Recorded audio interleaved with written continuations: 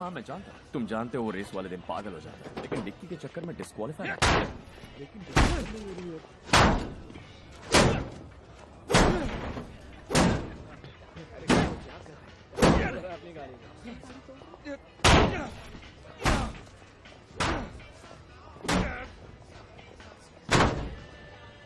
खुश टकले।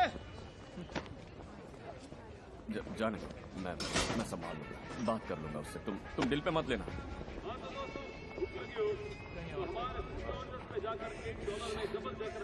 बुलडॉग,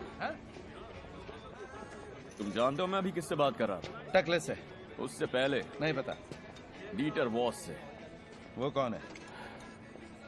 वो पोर्श के मालिक है, केन।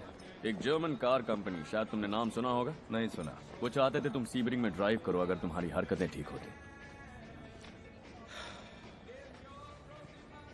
हाँ,